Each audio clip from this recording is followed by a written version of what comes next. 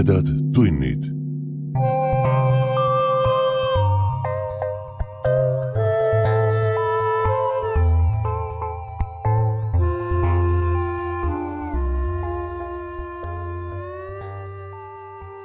Tere, hea ulmesõber! Sa hakkad kuulama õudus- ja ulmejutuvestmis podcasti Tumedad tunnid suure suvise järjejutu 3. osa. Aasta on 2026, mina olen saatejuht Priit Öövel. Kui sattusid siia kogemata, siis mine esimese osa juurde ja kuula, kuidas asi alguse sai. Ma loen teile 3. osa Häli Kivisilla muinasjutulisest armastusloost Siidisärki Kuldakörti.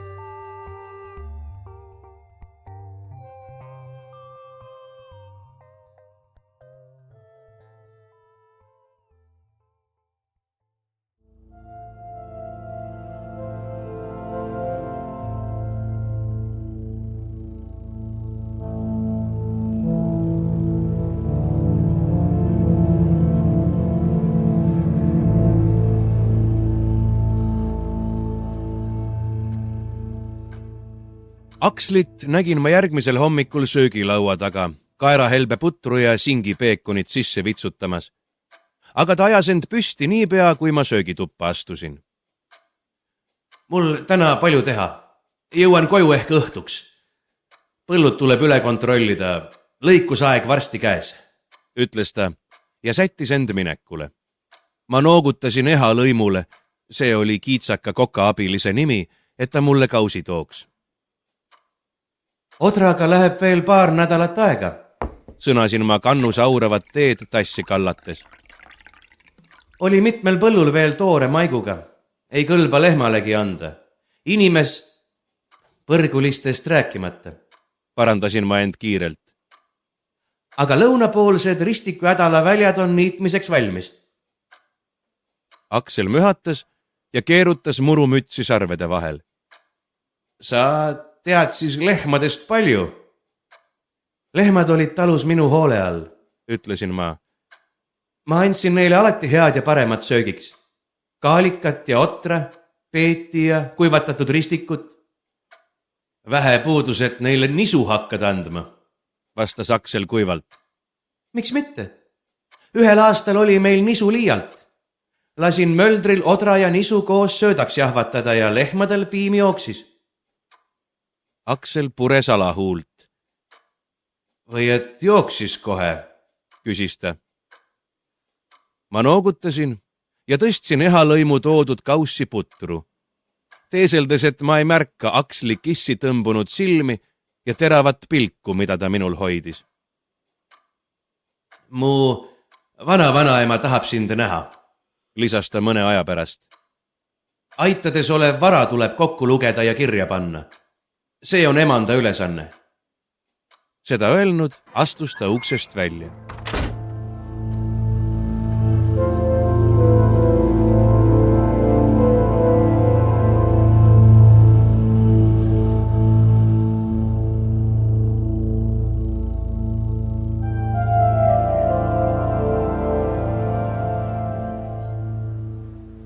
Ööviu tuli minuga kaasa ja viis mind esimese aida juurde. Vanapagana vanaema oli juba seal, voolitud kepp käes ja suur rätt õlgadel, tanu sarvi varjamas. Ilus ilm, vanaema, sõnasin ma kummardades. Ööviu oli mulle öelnud, et kõik kutsusid teda vanaemaks. See siin on paharettide riiete varuait, ütles vana naine mu tervitusele tähelepanu pööramata. Ta tegi aida suunas käeviibutuse ja selle uks kargas lahti. Vanaema astus aita ja meie ööviuga järgnesime talle. Ait oli seest suurem kui väljast ning selles seisid suured kirstud üksteise kõrval korrapärastes ridades. Vanapagana vanaema tõmbas lahttaskust välja raamatu ja sule ning andis need minu kätte. Paharetid ja põrgulised saavad reeglina 2 korda aastas uued riided, kevadel ja sügisel. Aga mõnikord saavad riided kannatada ja siis võetakse uued riided siit. Sinu kohuseks on arvet pidada nii kangarullide kui juba valmis õmmeldud riiete üle ja neid vajaduse järgi välja jagada. Ta avas kõige lähemal asuva kirstu ja hakkas üles lugema, mida see sisaldas.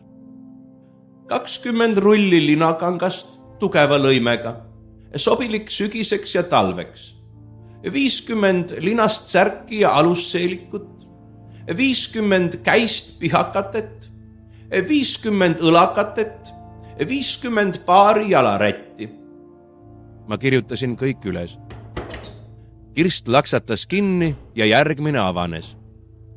Peenlinane riie, 12 rulli, kevadeks ja suveks, särkideks ja alusseelikuteks. Panin ka selle kirja. Vanaema liikus ühe kirstu juurest teise juurde ning avas ja sulges neid. Mul läks silme ees kirjuks kõiki erinevat tüüpi kangaid ja riideid vaadates, aga ma ei lasknud järge käest. Kui kirstude sisu oli läbi loetud ja kirja pandud, läksime põrgu poiste riideaita ja kõik kordus. Keskhommikuks olime riietega ühele poole jõudnud ning vanapagana vanaema istus aida seina äärde paigutatud pingile. Ta käed värisesid ja kõrisõlm liikus üles alla. Ööviu, too vanaemale pulmapeost järele jäänud mõdu, ütlesin ma kiirelt paharetile, ja paar kuklit keha kinnituseks. Ööviu tõttas minema, noogutades vanapaganale, kes raske sammuga üle õue tallide poole sammus. Vanapagan saatis meile huvitatud pilgu, aga ei peatunud. Vanaema pühkis silmist higi. Kui palju sa kokku arvutasid? Küsis ta. Ma võtsin raamatu ja sule, millelt tint polnud kordagi otsa saanud, ja lugesin talle kõik ette. Naine noogutas. Arvutamine on sulle lihtne, sõnas ta. Olin koolis aritmeetikas esimene. Ei saanud ükski teine poiss ega tüdruk mulle vastu. Salamisi olin selle üle uhke. Vanapagana vanaema noogutas hajameelselt. Ööviu jõudis mõdukannu ja kuklitega meie juurde. Vanaema kulistas mõdu ühe hooga kõrist alla ja kuklid järgnesid sellele sama kiirelt. Kui palju aitu põrgus on? Küsisin ma raamatut süles hoides. Parasjagu. Kõige jaoks on oma ait. Nii viljale kui lihale, saunavihtadele ja kuldrahadele, isegi raamatutele. Kes neid loeb? Küsisin ma imestades. Aksel. Ta jätaks kogu talumajanduse sinna paika, kui ainult saaks raamatute manu olla, sõnas vanaema. Aga praegu on kiire aeg. Pole mahti nina raamatusse pista. Tema hääles oli viimaseid sõnu lausudes sünge noot. Vanaema tõusis püsti ja haaras kepi kätte. Ma pean nüüd taas ilma tegema minema, aga homme jätkame, ütles ta ja hakkas peamaja poole kõmpsima.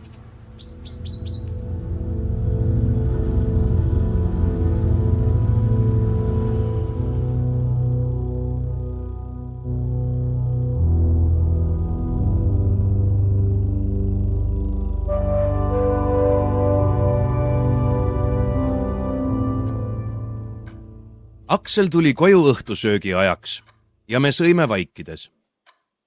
Tema lambakintsu pipravürtsidega, mina praetud kala. Ma ei julenud ikka veel päris liha süüa. Tühja taldrikut eemale lükates küsis ta minult.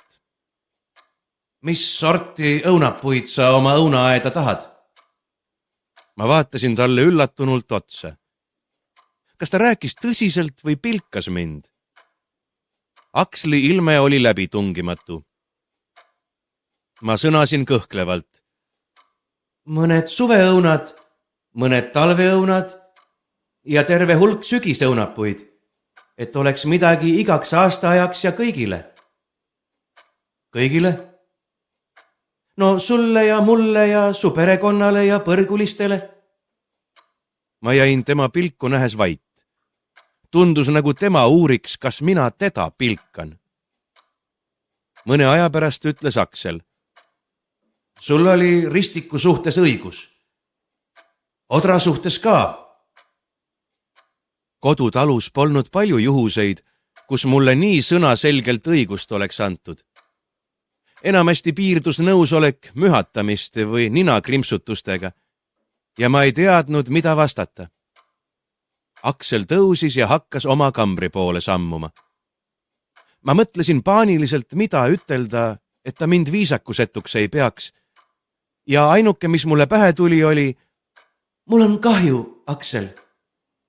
Sõnasin ma kiiresti, enne kui ta kambrisse sai kaduda. Et ma sind tüssasin.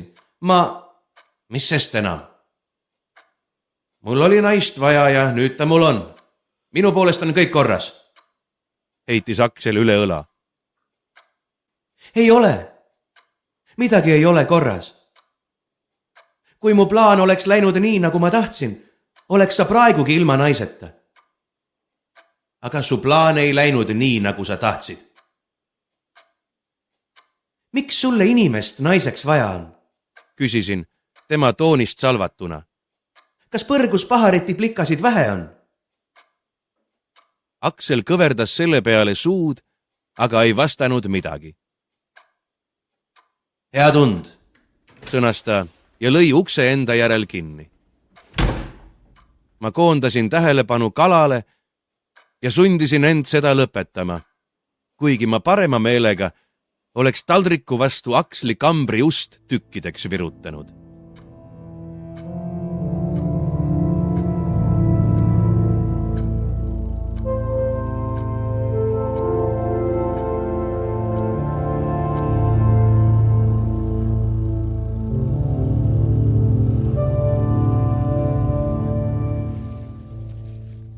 Järgmisel hommikul ärkasin ma lehtede sahisemise peale. Tõusin voodis istukile ja ahetasin. Lõunapoolsest aknast paistsid korrapärastes ridades õunapuud üksteise järel. Ma tõmbasin linase särgi ülle ja seeliku selga ja jooksin paljajalu välja.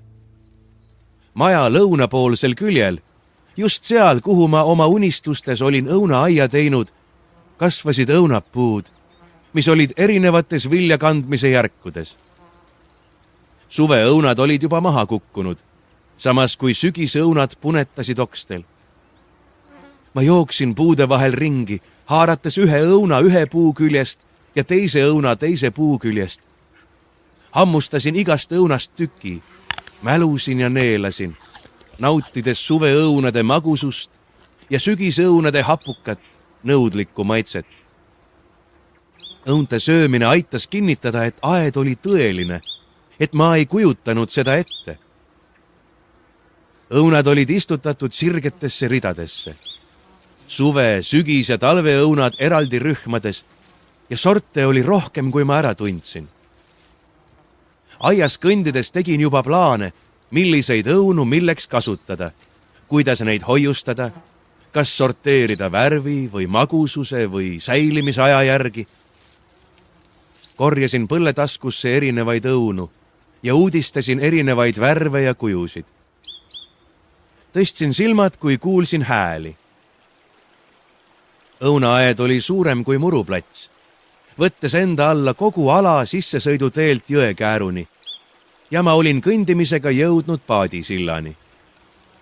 Sillal seisis Aksel. Ta oli minu poole seljaga, õlad sõjakalt kühmu tõmmatud.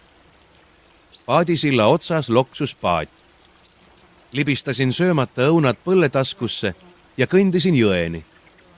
Aksel pööras end samme kuuldes ringi ja ta silmad läksid mind nähes suureks. Käsi liikus murumütsi peale ja hakkas seda peas ägedalt ringi keerutama.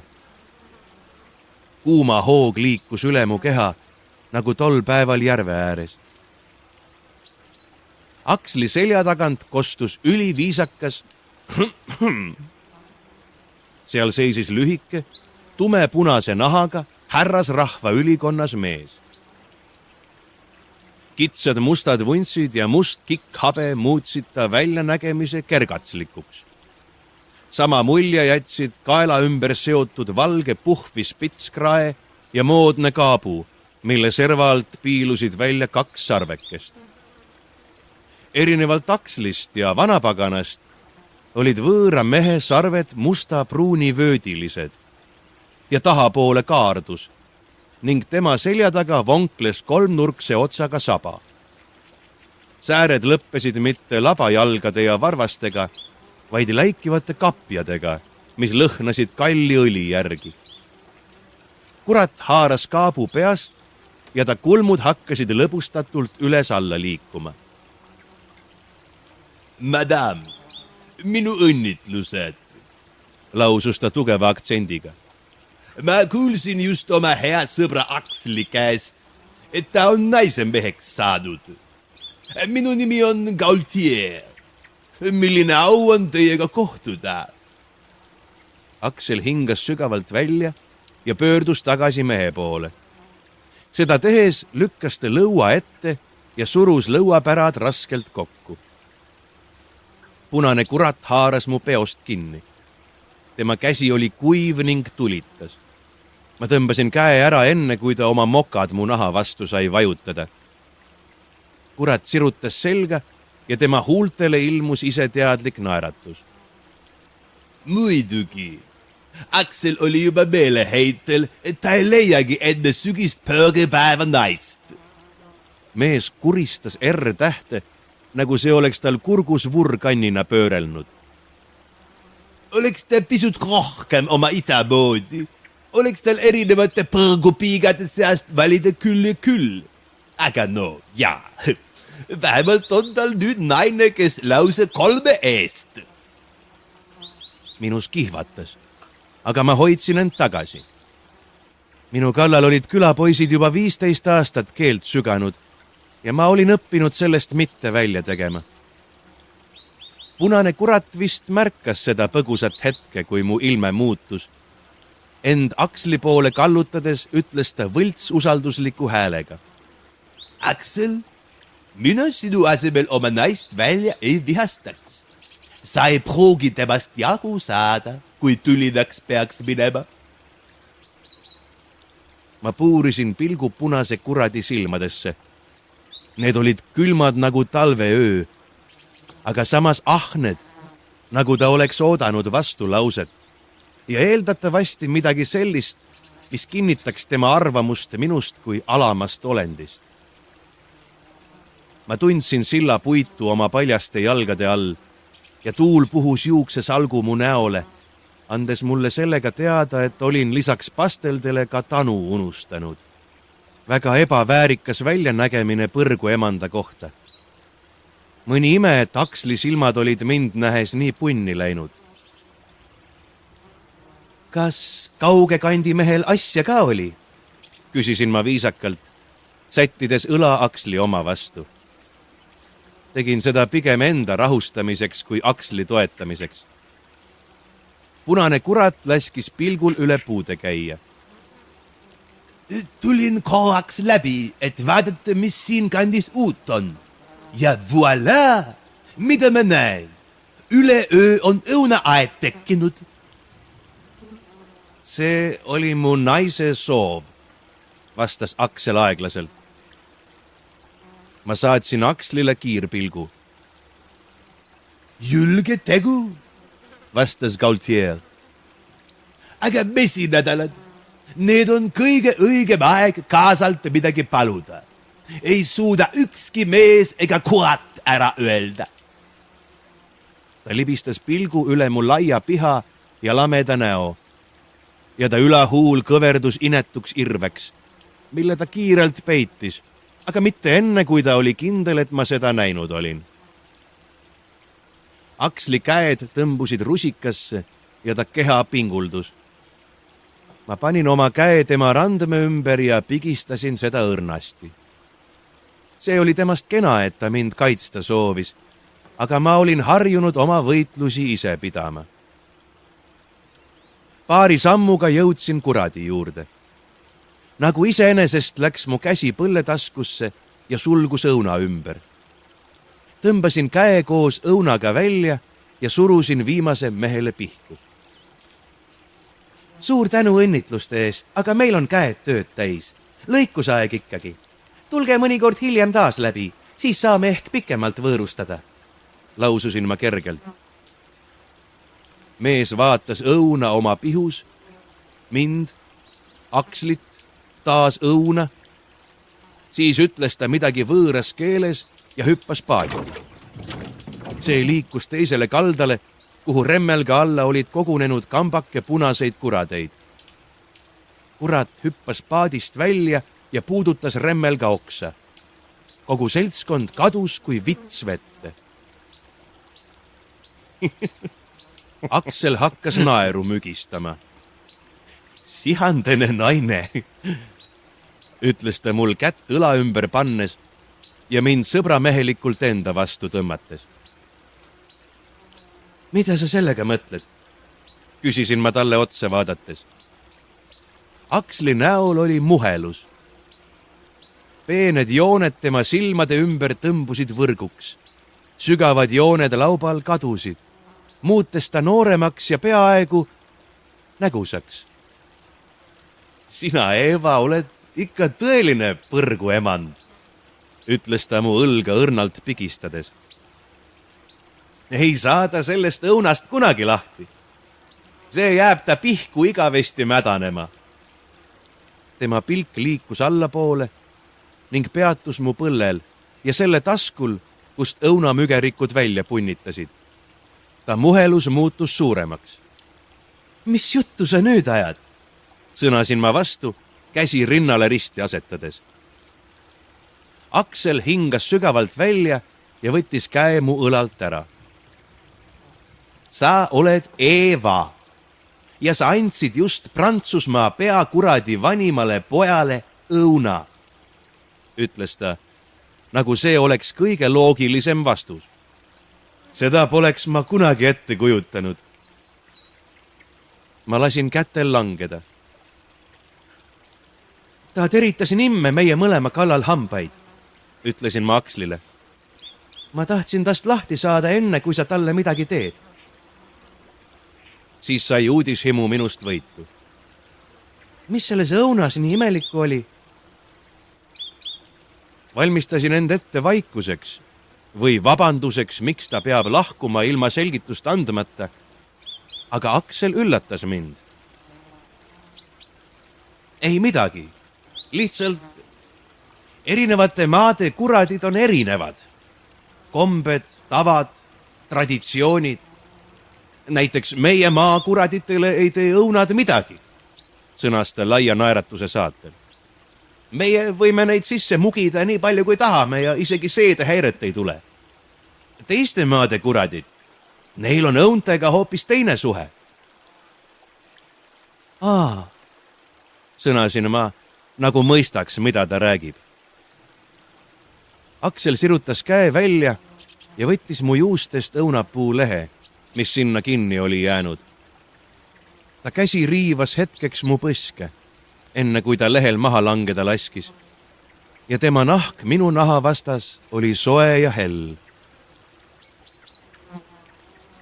Naine nagu toomingas, sõnas ta, ja ma oleks võinud vanduda, et ta hääles oli õrnus. Siis manas ta näole oma tavalise läbitungimatu ilme ja tõmbas käe eemale. Mul on peamaja juurde asja. Täna lõunale ei jõua, ütles ta ja tõttas minema. Mina vaatasin remmelgat. Oli tegemist otseteega, mida kuradid erinevate põrgute vahel liikumiseks kasutasid. Kas mina saaksin seda samuti kasutada?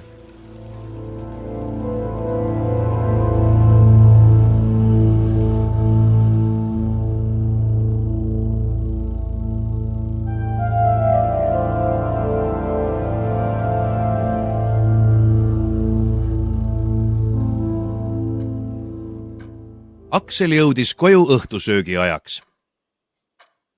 Kui ta oli praekartohvlid ja soolalihakastme sisse vitsutanud, tõi ehalõim köögist õunapiruka. Aksel kortsutas kulmu. Sa ise ütlesid, et meie maa vanapaganad võivad õunu süüa, laususin ma kohmetult. Nii ma siis sulle piruka tegingi. Aksel vaatas mind pika viivu jooksul. Sina tegid. Kes siis veel? Ma olen hea kokk. Sa ei pea süüa tegema. Sa oled põrgu emand. Ma lihtsalt tahtsin sulle midagi head. Tänada õunaaia eest. Kui ei taha, ära söö, sõnasin ma ja tõusin laua tagant püsti. Muidugi ei taha ta minu tehtud sööki süüa.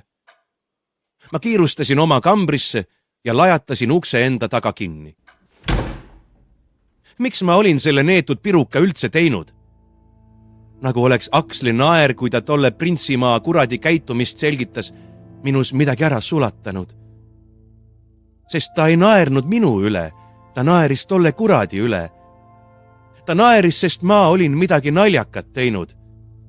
Aga mitte häbistavat naljakat, vaid midagi kavalat, mis mind Aksli silmis tõstis. Ja ma ei saanud aru, miks see mulle korda läks.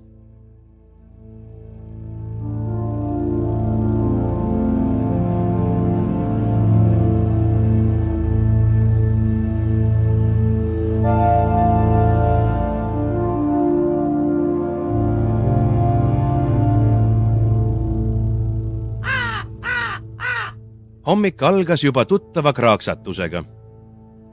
Seekord oli häälitsejaks Ronk, kes mu avatud aknalaual istus. Kuulatasin. Teisest kambrist ei kuuldunud hääli.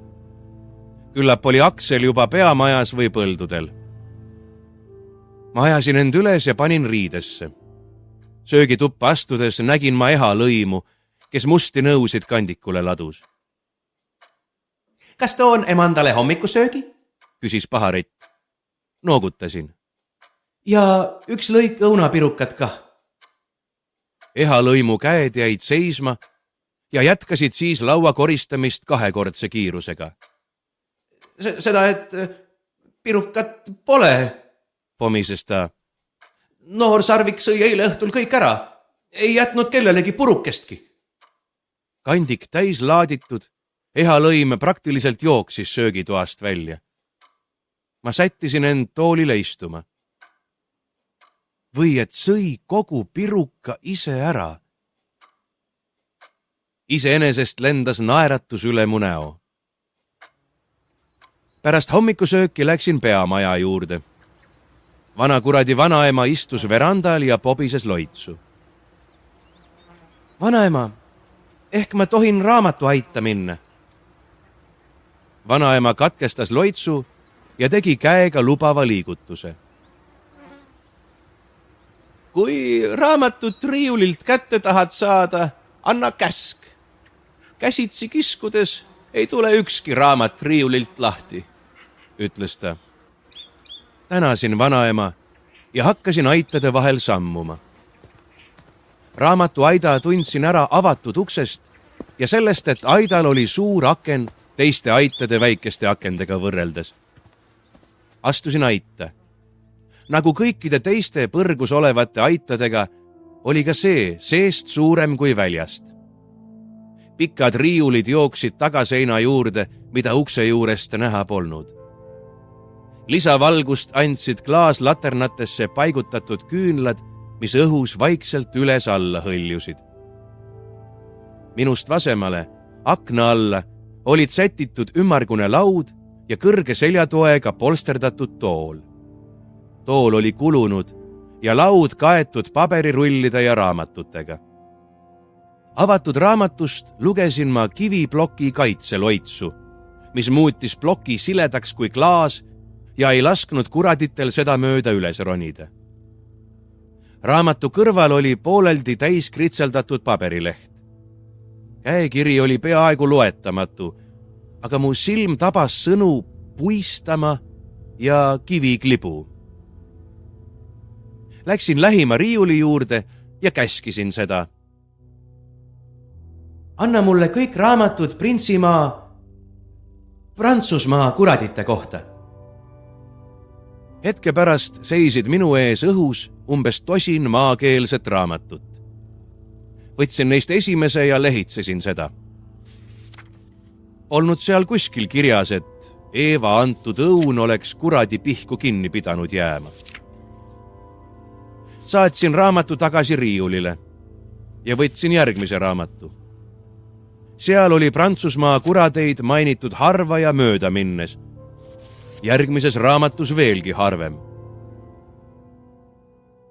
Kui olin kõik raamatud tagasi riiulitele saatnud, läksin ja istusin laua taha. Laual olevad raamatud olid täis loitse selle kohta, kuidas lehmade heaolu parandada, kuidas nende piimaandi suurendada ning mida teha haiguste ja ahtruse korral. Väiksem osa raamatutest oli täis vastuloitse, nagu näiteks kuidas teha ja hoida loitsu, mis ei lase piimajõkke visatud võlukäsnal jõge ära kuivatada. Või vastupidi, loits selle kohta, kuidas piim jõkke lastud laeva, pargase, paadi, nahkküna ära sööb ja jõkke uputab. Kuidas tugevdada loitsu, mis piimaga kokku puutunud kuradi naha läbi söövitab. Loits piima vihma kohta. Mul jooksid külmavärinad üle selja. Jätsin kõik raamatud ja paberid lauale ja astusin aidast välja. Selle uks kargas mu selja taga kinni. Võtsin suuna karjamaale.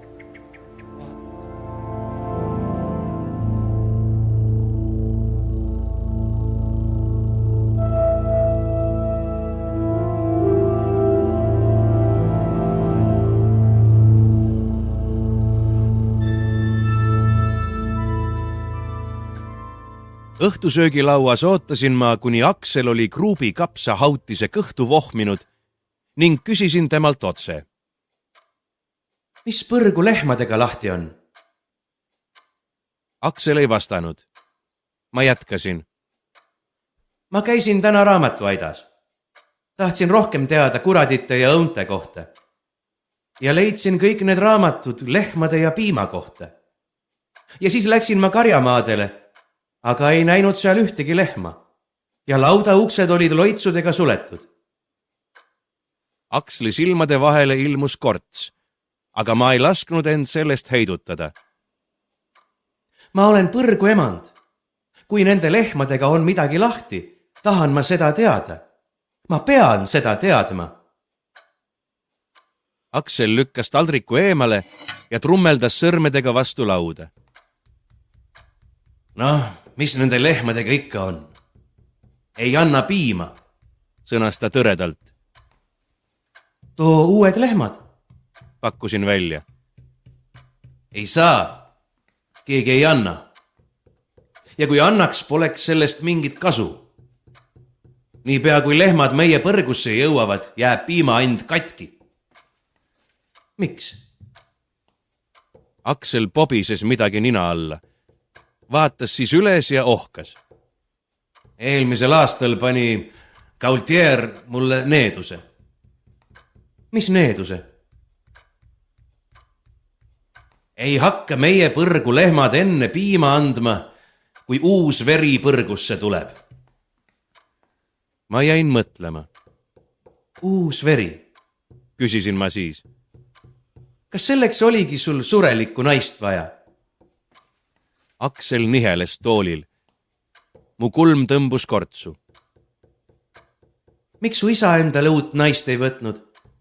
Tema on ju põrgu isand. On loogiline, et me proovisime, katkestas Aksel mind. Too needus on nii laiali valguvalt sõnastatud, et uus veri võib tähendada peaaegu kõike. Ja me proovisime kõike. Tõime uued lehmad. Tegime vereohverdusi. Võtsime läbi kõik vererituaalid. Proovisime piima põrgusse tuua, aga needus ei lasknud piima läbi. Isa tõi endale vastu tahtmist uue naise. Aga too suri enne ametlikku paari panekut. Ehmatusse, et ta põrgus on. Su isa oleks saanud ju teise naise võtta. Aksel raputas pead. Ühte rituaali või loitsu saab needuse murdmiseks kasutada vaid ühe korra. arusaamine pani mind noogutama. Nii et sellepärast pidid sina järgmisena endale naise võtma. Ma mõtlesin veidi. See punane kurat ütles midagi pööripäeva kohta, laususin ma viimaks. Aksel sügas sarvede vahelt. Vanaema teeb kõik võimalikku, et piimajõe taset kõrgel hoida.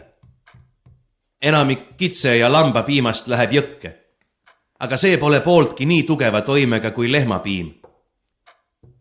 Ja lehmapiima juurde ei tule. Pööripäevaks on kõik otsas ja ükskõik milline kurat saab meie maadele marssida. Eesotsas Prantsusmaa kuraditega. Nad on meie maadele juba kaua hammast ihunud. Ja paharetid ja põrgulised? Kas nendest poleks võitluses abi? Meie põrgulised võitlevad 2, vahest 3 eest. Aga see ei loe. Meie maa on väike, põrguliste hulk samuti. Kui Prantsusmaa kurat oma väega tuleb, jääme alla. See peakuradi poeg eile seal paadisilla ääres. Kas ta käis olukorda uurimas? Aksel noogutas. Smugeldas end diplomaatilisse üksusesse, urises ta kurgu põhjast. Mu mõtted galopeerisid kiiremini kui põrgu hobused. Mis siis saab, kui see Prantsusmaa kurat meie maa ära vallutab? Küsisin ma. Ei midagi head, vastas Aksel. Ma hingasin sügavalt sisse ja surusin ärrituse maha. Aksel, kui sa nii ümber nurga juttu ajad, ei saa ma sind aidata. Mis tähendab ei midagi head? Me muutume tema orjadeks, ta tapab meid kõiki. Mis saama hakkab? Aksel lõpetas sõrmedega trummeldamise. Tema näol heitlesid tagasihoitud raev ja tülgastus. Kui ta meie maa ära vallutab, ei jää meist kedagi alles. Ja seal, ta näitas näpuga üles, hakkab inimeste käsi palju halvemini käima. See peakuradi poeg on üks raipenahk, tarakani ja skorpioni ristsugutis. Ei jäta ta ühtegi võimalust kasutamata, et inimesi põrgusse vedada, kas ausal teel või jõuga. Mida ta siin nendega teha kavatseb? Küsisin ma vaikselt. Tal on terve arsenal piinamisriistu, mida inimeste peal katsetada. Hingede peal, sõnasin ma, lootes, et olin valesti kuulnud. Inimeste peal. Ma judistasin õlgu. Kuidas me teda takistame? Küsisin ma. Võidelda tuleb. Meie põrgulised nende omade vastu. Mina tema vastu. Aga sa ju nõnda... Vakatasin, saades veel sõnasabast kinni. Aksel kõverdas suud. Häbarik. Jah, olen küll. Aga mis mul muud üle jääb? Mu isal oli enne mind 12 poega. Tugevad kui künnihärjad. Kõik nad läksid erinevate maade kuraditega võitlema, et meie maad tervena hoida. Võitsime sõjad, aga mu vendade luud on üle kogu meie maa piiri laiali pillutud. Ainult mina olen veel alles. Söögituppa tekkis vaikus. Teisel pool ust kuulsin ma seelikute kahinat. Nii ehalõim kui kokk olid arvatavasti ukse taga meie juttu pealt kuulamas. Ma istusin käed süles ja mõtlesin olukorra üle järgi. Kui Aksli öeldu on tõde, siis tuleb minu elule siin enne ots peale, kui ma seda alustadagi saan. Las ma aitan sind. Ma ei tea, miks ma seda ütlesin. Ma oleks pidanud suu kinni hoidma ja kurva näo tegema, aga ma ei saanud. Ma olen juba lapsest saadik selline olnud. Kui mulle pistetakse nina alla edasi lükkamatu probleem, on minu esimeseks tungiks alati olnud see ära lahendada. nagu see lugu rehepeksumasinaga. mitte ühelgi talul polnud piisavalt raha, et endale see masin osta. aga mitme talu või küla peale kokku oleks see võimalik olnud. ja nii ma siis käisin talude ja külade vahet ja rääkisin ja veensin talu peremehi ja naisi, kuni masina saime. Niisamuti oli lugu põrgulehmadega, sest minu esimeseks mõtteks oli, kuidas lehmad piima andma panna. selle asemel, et mõelda, põrgu probleem, las nemad lahendavad. ja muidugi ei saanud ma lasta juhtuda, et üks Prantsusmaa kehkadi vei meie põrgut hakkab valitsema. hingasin sügavalt välja. põgenemisplaanid tuli ajutiselt kaugemale lükata ja selle asemel ette võtta põrgulehmade piimaanni probleemi lahendamine. Aksel saatis mulle alt kulmupilgu. ma olen kiire lugeja ja ma olen inimene, mitte vanapagan. sellest võib abi olla. inimesed ja vanapaganad märkavad raamatutes erinevaid asju. lisasin ma juurde, korrates Kihelkonna kooli õpetaja sõnu, kes oli seda küll poiste ja tüdrukute erineva lugemisviisi kohta öelnud. sa ei pea seda tegema. sa tegid mulle õunaaia. oli see sulle nii tähtis? mulle oli tähtis, et sa mu nõu kuulda võtsid. või sa arvasid, et ma ei pane tähele, kuidas oder ikka veel põllul kasvab, samas kui maha lõigatud ristik juba päikese käes kuivab? sa paned palju tähele. ma olen põrgu emand. ehk ma ei oska sulle praegu õiget nõu anda, kuidas lehmade piimaand tagasi saada. aga kui ma raamatuid loen, saan selle välja uurida. ma ju uus veri ikkagi. Aksli näole kerkis midagi lootuse sarnast. ja mu kõht tõmbus sõlme, nähes, kui haavatav ta sel hetkel oli.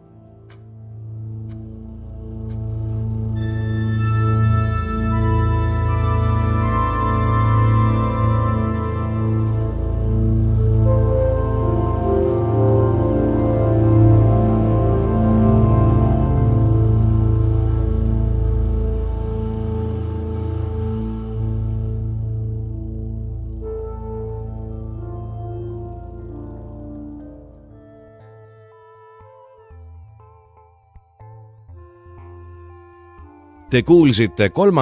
osa Häli Kivisilla ulmejutust Siidisärki kuldakörti. Järgmine osa täpselt nädala pärast.